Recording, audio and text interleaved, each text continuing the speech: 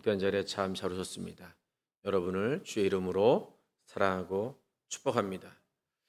드디어 22주에 걸친 갈라디아서의 강의가 시작되어졌고 세일 모임도 그렇게 오늘부터 진행된 줄 저는 알고 있습니다. 여러분도 알고 계시죠? 네. 갈라디아서는요. 그럼 마르틴 루터, 종교 개혁자 루터가 너무 귀하게 여겼던 그런 말씀입니다. 마틴 루터 하면 떠오르는 거는 오직 의인은 믿음으로 말미암아 살리라는 그 로마서를 생각하게 되잖아요. 그런데 루터는요, 힘들고 어려울 때마다, 영적 침체가 되어질 때마다 이 갈라디아서를 썼다고 합니다. 이 갈라디아서를 얼마나 사랑하고 좋아했냐면, 나는 갈라디아서와 결혼했다라고 얘기할 정도였어요. 그 아내가 그 얘기를 듣고 얼마나 화가 났을지.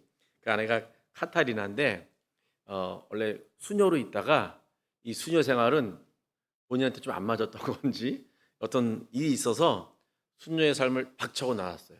박차고 나와서 만난 멋있는 남자가 루터였어요. 근데 그 루터가 지금 자기가 사랑하는 아내를 두고 뭐라고 말했다고요? 나는 갈라디아서와 결혼을 했다라고 이야기할 정도였다라는 거죠. 그럼 마틴 루터 하면은 그 층이라는 거, 믿음으로 구원 얻는다는 대명사죠.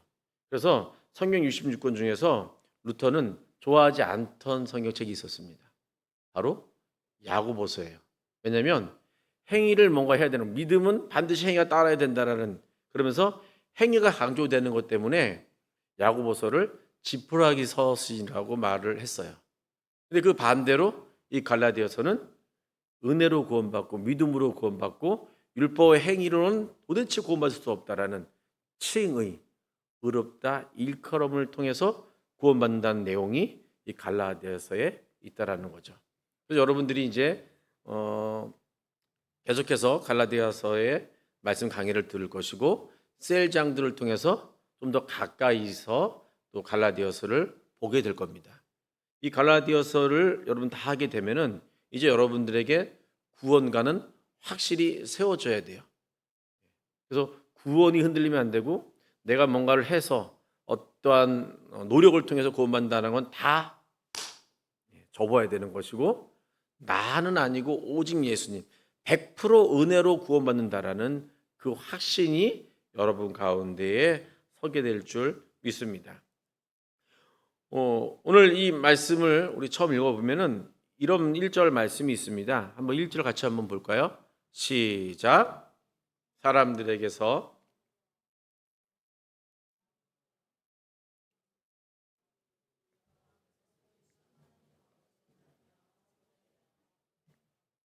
예, 갈라디아서는요, 편지를 쓴 사람이 사도 바울입니다. 받는 사람은 갈라디아 교회 맞나요? 예, 이러면 조금은 부족해요. 어떻게 해야 되냐면 갈라디아에 있는 여러 교회. 여러분 우리가 그리스도 교회인데 이름이 어떻게 붙어 있죠? 일산 그리스도 교회. 큰 의미를 둔 거 아니에요. 예? 성경에는 그리스도 교회만 있다라는 게 우리 그리스도 교회 뭐 교단이라고 말하진 않지만 어떻게 교단. 그런데 이 그리스도 교회, 성경에 말하는 교회는 그리스도 교회밖에 없는데 그냥 여기도 저기도 다 그리스도 교회 하면 안 되잖아요. 일산에 그리스도 교회 5개 있으면 어떻게 불러야 될까요? 그리스도 교회, 그리스도 교회, 그리스도 교회들 이렇게 해야 되나요? 그래서 일산에 뭐 이렇게 앞에 그리스도 교회 앞에 일산을 붙여놓고 안 되면은 여러 개가 있으면 뭐 동을 붙여서 한다든지 해서 이름을 붙이는 게 그리스도 교회가 세워지는, 이름 붙여지는 그런 방법입니다.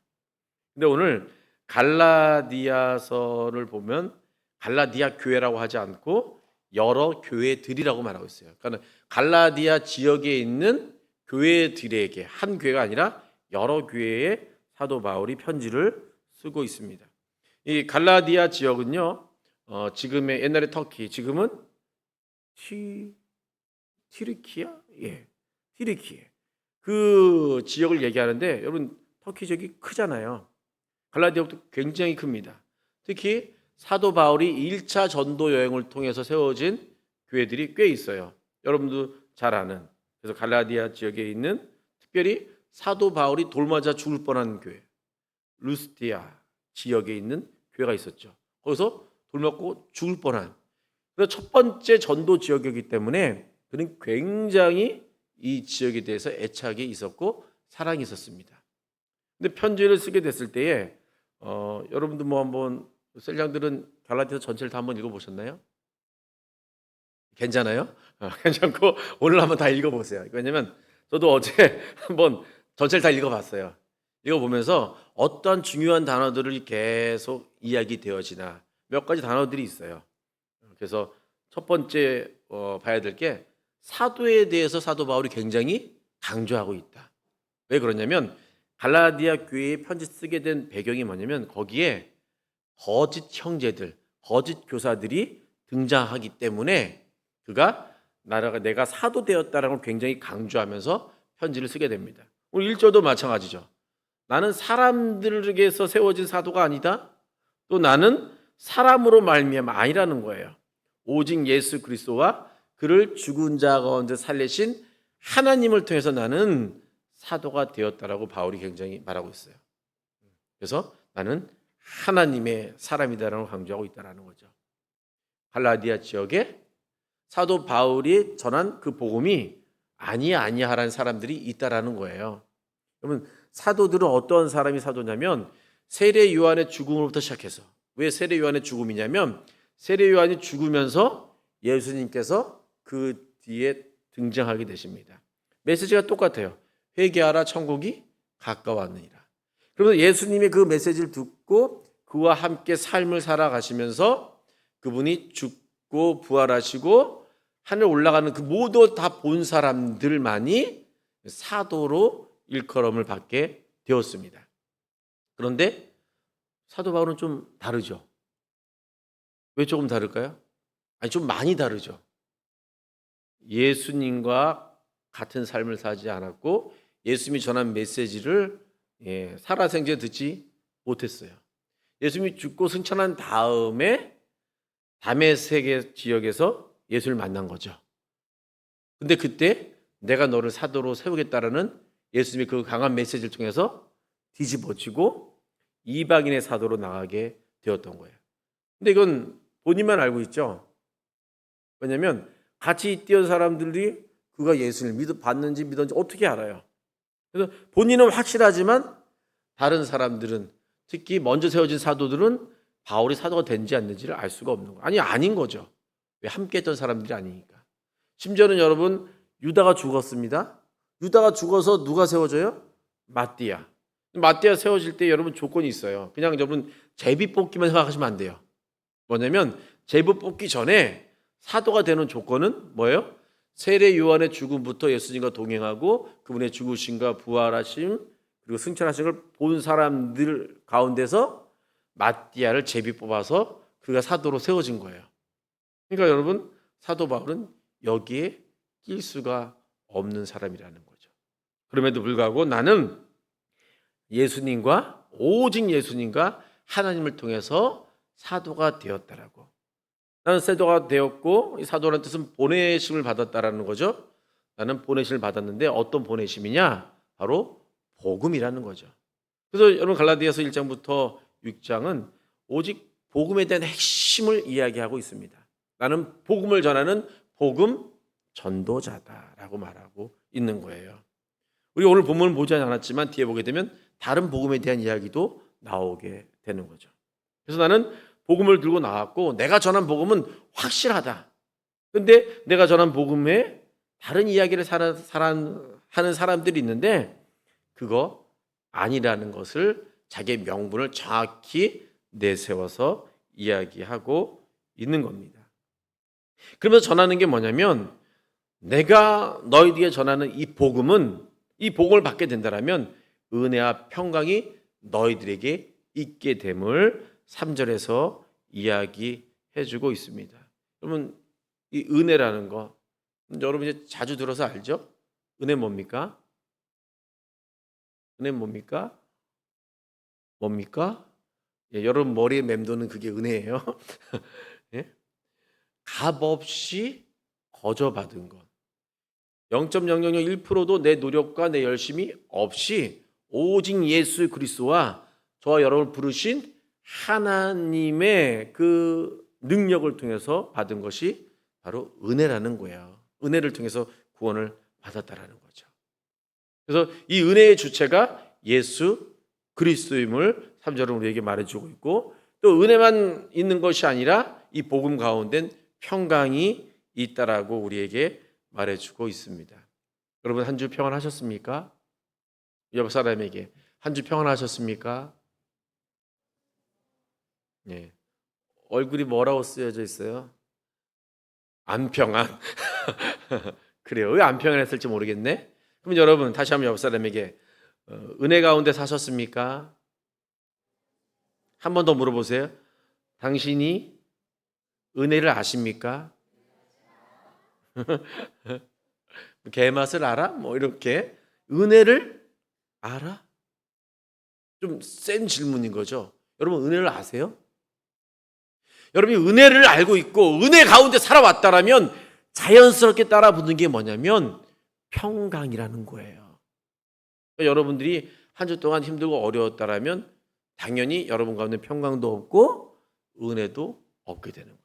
여러분이 정말 은혜가 있는 삶을 살았다면 자연스럽게 여러분 삶은 평강이 있게 되어져 있다라는 거죠.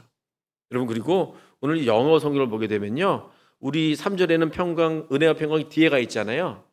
영어 성경을 보게 되면 앞에 가 있어요. Grace and Peace 하면서 앞쪽에 가 있습니다.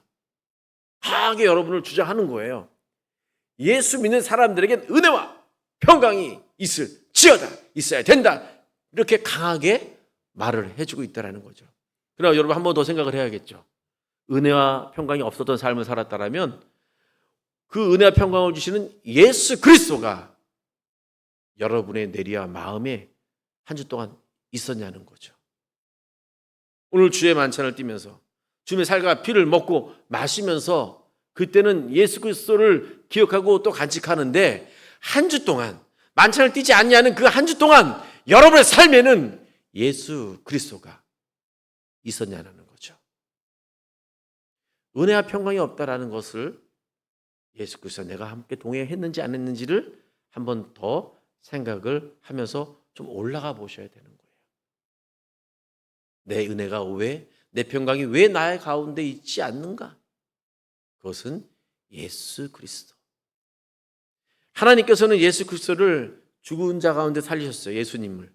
왜 그러냐면 그럴 필요 없었지만, 왜냐하면 저와 여러분을 예수님처럼 죽이시고 살리기 위해서 우리의 부활의 소망이 되는 그 모습을 보여주기 위해서 예수님도 그렇게 죽이시고 살려내셨다라는 거죠. 그렇다면 여러분이 예수 그리스도를 믿고 있다라면 여러분 이제 여러분 죽음에서 벗어난 걸 얘기하는 거예요. 죽었어요. 그리고 살아났어요. 여러분에게 가장 힘들고 어려운 것이 어떤 문제나요? 여러분 죽고 사는 것보다 더 심각한 문제가 여러분 삶에 있습니까? 말이 안 되죠. 여러분의 죽고 사는 문제가 해결됐다라는 거예요. 여러분의 최고 어렵고 힘든 문제가 해결됐다라는 거예요. 여러분 어르신들을 보게 될 때, 믿음의 선배를 보게 되면 어떻게 저렇게 신앙의 삶을 살아갈 수 있을까? 근데 그분들 하는 얘기가 대부분 뭐냐면요, 더 어려운 것도 내 삶에 있었습니다라고 고백들 해요. 더 어려운 삶이 있었기 때문에 지금 일어난 일들은 아무것도 아니라는 거죠. 먹고 사는 힘든 일? 여러분 6.25를 경험했던 사람들은 먹고 사는 문제가 아니죠. 생사를 왔다 갔다 하고 정말 굶기를 밥 먹듯 했던 그분들, 보릿고개를 경험했던 그분들에게서는 한 끼 정도, 아니 하루 정도 굶는 건 그렇게 어려운 게 아니에요. 죽고 사는 문제가 여러분 가운데 해결됐다라면 여러분 지금 경험하고 힘든 문제, 당장은 힘들지만 나에게 죽고 사는 문제가 해결됐다라는데 정말 이것이 힘든 문제인가? 한번 생각을 해봐야 된다는 거죠.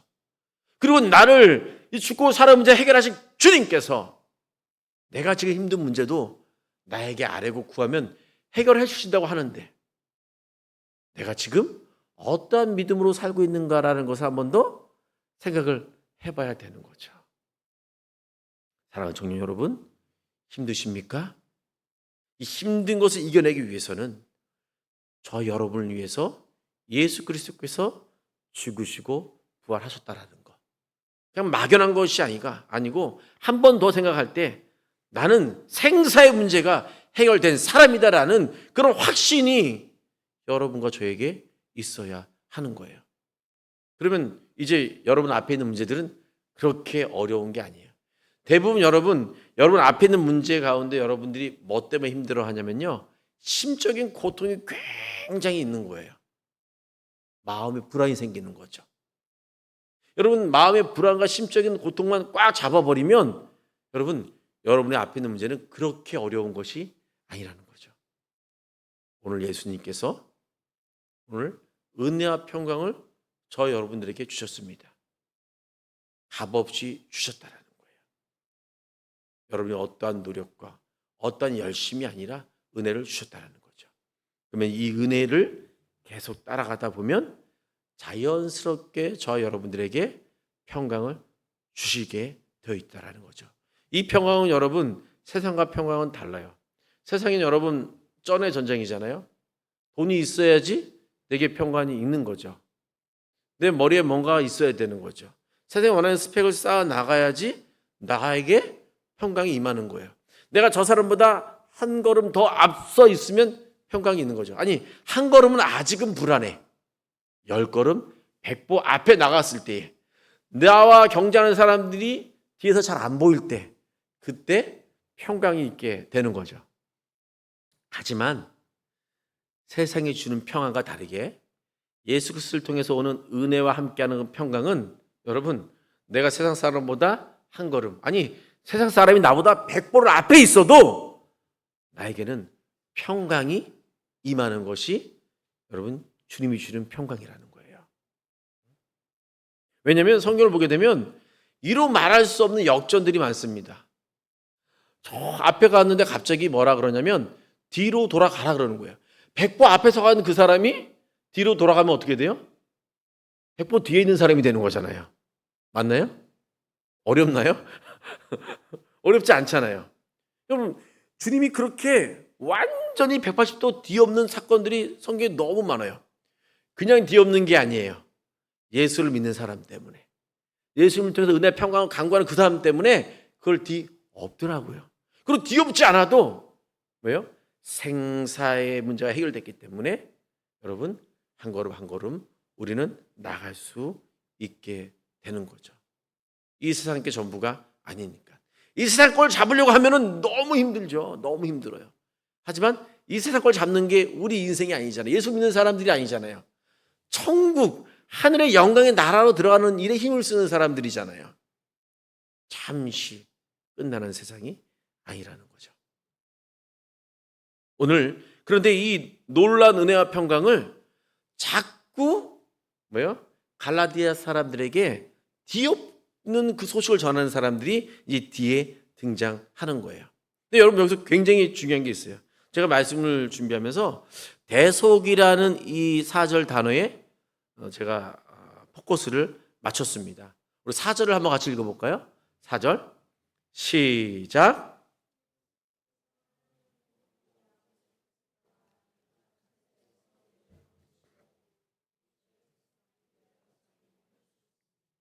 아멘. 여러분 이 대속이라는 단어는 다시 산다라는 의미가 있습니다. 다시 사 드리는 거예요. 근데 이 다시 사 드릴 때에 이 사서 드리는 이것은 저와 여러분이 할 수 없는 거예요. 왜냐하면 너무나도 값이 크기 때문에 그렇습니다. 사랑하는 청년 여러분, 여러분의 목숨값을 여러분은 얼마나 매기고 싶을지 모르겠어요. 아마 우리 옆 사람의 목숨값을 한번 매겨볼 수 있을까요?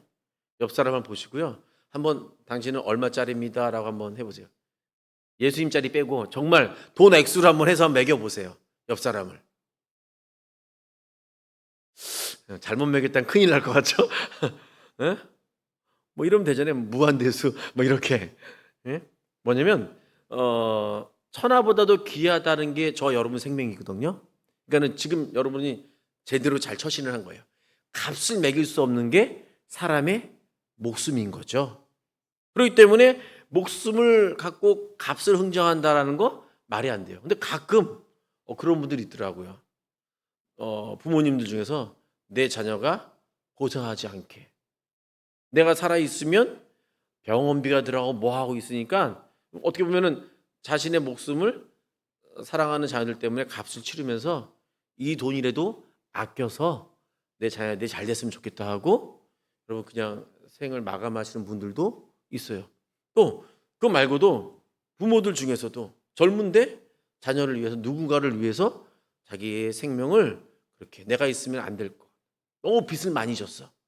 이 빚을 내 자녀들에게 넘겨줄 수 없잖아 하고 생명을 마감하는 사람들이 있어요. 너무 안타깝죠. 성경은 뭐라고 말하냐면 다시 말씀드립니다. 천하보다 귀해서 값을 이 세상 것으로 매길 수 없는 게 저 여러분의 생명이라는 거예요. 그러니까 여러분 이거는 사람이 어떻게 할 수 없는 값어치인 거예요.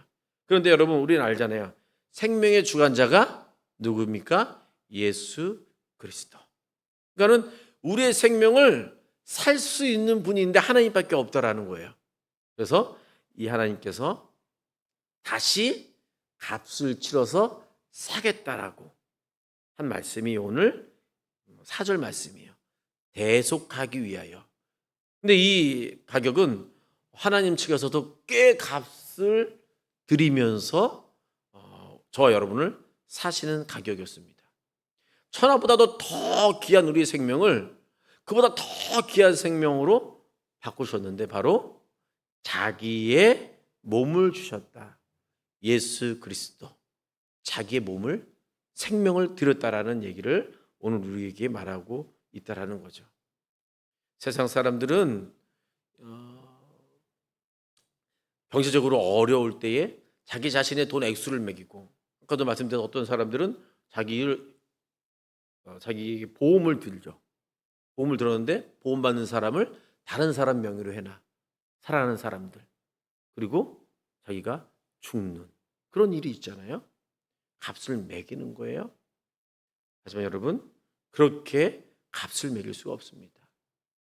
하나님이 저 여러분을 사기 위해서는 어떤 값을 매겼냐면 하나님이 독생자 예수 그리스도 자기 사랑하는 아들을 저 여러분의 생명을 바꾸기 위해서 값으로 치루었다라는 거예요. 생명을 생명으로. 왜 그런 일이 일어났냐면 오늘 4절을 보게 되면 우리 죄를 대속하기 위해서. 뭐 때문에 예수님께서 자기를 죽음에 내놓았다고요? 한 글자예요. 뭐라고요? 죄라는 거예요. 죄. 여러분 청년의 때만큼 죄에 민감한 시기가 또 없습니다.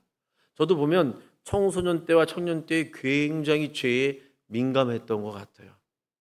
아마 여러분들도 죄에 대해서 굉장히 민감할 거고 이제 갈라디아서를 보게 되면 죄가 얼마나 심각한지를 더 보게 될 것이고 여러분 설교 메시지를 들을 때마다 죄가 얼마나 우리의 삶을 심각하게 이끌어 가는지를 여러분 깨닫게 되는 거죠. 죄에 대해 무감각해진다. 이때 여러분 저 여러분에게는 신앙의 빨간 불이 들어오는 거예요. 불이 무슨 불이요? 예, 어떤 분은 빨간색을 좋아해서 예? 그게 아니죠. 빨간 불은 조심하라고. 더 나가면 안 된다라는 거. 근데 죄에 대해서 무감각해요. 죄를 보는 것, 예, 그렇다고 쳐요. 근데 내가 죄를 지면서 빨간 불이 들어오는지 몰라. 처음에는 빨간 불이었던 게 두 번 지을 때는 주황색. 그 다음엔 뭐예요? 좌회전. 그 다음엔 파란색. 마음대로. 그래서 여러분 죄에 대해서 여러분 우리가 양심의 화인 받거나 죄에 대한 둔감이 있을 때 여러분 내 신앙의 내 삶에 큰 문제가 생겼다라는 것을 여러분 직시할 수 있어야 돼요.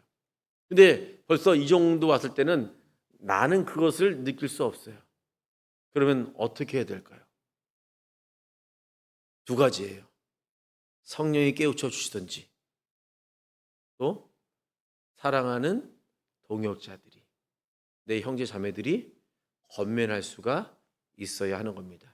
특별히 이제 우리 셀 리더들이 갈라디아서를 갖고 우리 셀원들과 한 걸음 더 가까이 나갈 터인데, 여러분 말씀을 갖고 나가는 아주 귀한 사명을 받았잖아요. 이젠 사랑하는 마음을 갖고 죄에 대한 부분을 여러분들이 권면할 수 있어야 되는 거예요. 그리고 셀원들과 때로는 1대1로 만나서 이런 모습 저런 모습에 대해서 같이 얘기할 수도 있고 돌이켜야 된다라는 이 메시지를 전할 수 있어야 됩니다. 가장 힘든 거죠. 목회자들도 죄에 대한 부분을 전하는 게 쉽지 않습니다. 하지만 여러분 이제 셀원 좀 더 가까이, 셀원들에게 가까이 있으니까 그때 죄에 대한 부분을 해야 돼요. 왜냐하면 예수님의 이름 뜻이 뭐냐면 자기 백성을 그들의 죄에서 구원할 자라는 거죠. 그러니까 예수님이 죄 때문에 죽었다라는 거예요. 이 죄의 사함은 핏값이 일어나지 않고서는 절대 사함을 없다라고 말하고 있습니다. 그래서 성경은 피 흘림이 없이는 죄 사함이 없다. 피에는 생명이 있다고 말하고 있어요. 생명을 생명으로 갚는 것이 하나님의 저와 여러분을 향한 그 죄 사함의 법칙이라는 거죠. 근데 이것을 저 여러분들이 아무것도 하지 아니하고 예수님께서, 심지어는 저 여러분들이 죄에 대한 심각성을 깨닫지 못할 때, 빨간불이 들어왔다는 것을 모를 때에도 하나님은 아들을 통해서 죄의 문제를 해결해 주셨다라는 거죠. 여러분 늘 하나님 앞에 나갈 때에 내 자신을 돌아보셔야 합니다. 그리고 죄에 대한 심각성을 깨달으셔야 돼요. 그리고 철저히 회개한 그 죄는 다시는 여러분들의 발목을 잡게 해서는 안 되는 거예요. 그래서 과거에 철저히 회개했던 죄가 여러분들을 붙잡으면 안 되고, 늘 하나님 앞에 과거의 제사함에 감사하고, 또 내가 새롭게 지었던 죄를 늘 민감하면서 주님의 관계가 회복되어지는 그 삶을 살아가야 됩니다. 여러분, 그래서 우리가 오늘 왜 예배를 드리냐? 다른 것 아니에요, 여러분. 하나님, 제가 한 주 너무 잘 살았어요. 하나님, 제가 그래도 하나님 원하시는 일을 잘 감당했습니다. 오늘 예배 말고도 셀 모임에 참석했고, 제가 우리 청년 공동체 가운데에서 그래도 항상 모범적으로 뭔가 일을 했습니다. 하나님, 저 괜찮죠? 영광 받아주세요. 여러분, 이거는 두 번째, 세 번째, 네 번째 저 뒤에 있어야 되는 거예요. 첫 번째 뭐냐면, 하나님, 내 죄를 사해 주심에 감사합니다. 나를 다시 사셨사오니 주님 큰 영광 받아주세요 하는 죄사함에 대한 감격으로 영광의 예배를 드리는 거예요. 왜냐하면 하나님이 가장 큰 일을 했기 때문에 그래요. 아들을 주셨기 때문에. 내 사랑은 아들이라고 하면 내가 이를 기뻐한다고 하면서 그 기뻐하는 아들을 저와 여러분에게 주셨다라는 거죠. 누가복음 15장을 보게 되면은 탕자의 비유라는 것이 있습니다. 저는 거기 볼 때마다 큰 은혜 받는 구절이 뭐냐면 24절의 말씀이에요. 그 24절의 말씀이 뭐냐면 이런 말씀이에요. 탕자가 방황하고 주님 앞에 돌아옵니다. 근데 돌아왔는데 첫째 아들이 굉장히 그를 좋게 여기지 않았어요. 아버지 재산을 다 탕진하고. 그런데 아버지는 뭐라고 말하냐면 그가 다시 살아왔다라는 거예요. 죽었다가 다시 살았다라는 거예요. 그리고 내가 그를 잃었다가 다시 얻었다라는 거예요. 죽었고 잃었고 다시 살았고 다시 얻었고. 이게 뭐냐면 여러분, 여러분이 성령 충만했던 시절과 그러지 못했던 그 시절, 물론 여러분 가운데 모태신앙도 있고 그러지 않은 신앙도 있어요. 하지만 여러분이 방황하고 방탕하고 내가 큰 은혜를 입어서 기독교 집안에 태어났음에도 불구하고 예수 믿는 삶 가운데서 실수가 넘어졌던 부분들이 있습니다. 그리고 그 가운데서 인격적으로 만났다 그러죠.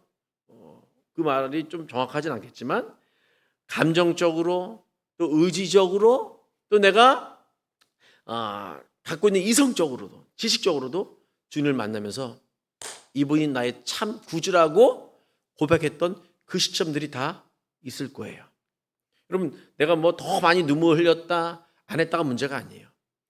정말 내가 예수 그리스도를 구주로 믿었다라는 그 고백이 있을 때와 있지 않았던 그 삶, 이건 달라지는 거예요. 내가 그 고백이 있기 전에는 나는 온전히 하나님의 자녀가 아니었다라는 거죠.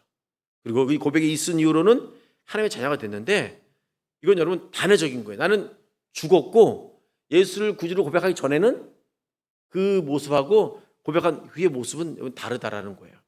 우리 겉모습은 똑같이 보이는데 영적으로 완전히 다른 거예요. 다시 살았다. 새로운 생명이고 새로운 존재를 성경은 우리에게 의미하는 겁니다. 목사님, 저는 아닌 것 같은데요. 여러분, 그건 여러분 생각이에요. 성경은 여러분 생각을 다시 바꾸기 원하십니다. 너는 새로운 인생이야. 탕자에게도 아버지가 말하는 거예요. 나는 전의 아들은 나는 없다. 전의 둘째 아들은 죽었다. 그리고 나는 이제 셋째 아들을 얻었다라고 말하는 것이 바로 탕자의 비유라는 거죠. 다시 얻은 새로운 아들. 그 새로운 아들이 새로운 영으로 새로운 마음으로 하나님께 영광을 돌리는 거예요. 제 사면을 갖고 새로운 심령으로. 그래서 오늘 우리 사랑하는 청년들이 예전에 나는 다 죽은 것이고 내가 이제 예배하는 나는 죄사함을 받고 대속받은 은혜의 삶으로 하나님 앞에 예배한다라는 이 하나를 여러분 기억하십시오. 바로 이것이 복음, 대속의 주로 고백한 인생, 그 복음의 인생으로 사는 저와 여러분이 되는 줄 믿습니다. 찬양팀 나올까요? 이 세상에 부유함보다 찬양하겠습니다. 여러분, 세상이 그렇게 중요한 것이 아니라고 말씀을 드렸습니다. 세상보다 더 귀한 것이 저와 여러분이라는 거죠. 그러니 여러분, 이 하나님이 여러분을 귀하게 여겼던 이 은혜, 대속의 은혜, 대속의 사랑을 기억하시고 여러분, 은혜가 이끌어가는 평강 가운데에 여러분이 하나님께 영광의 예배드리는 삶을 지속할 수 있기를 주의 이름으로 축복합니다.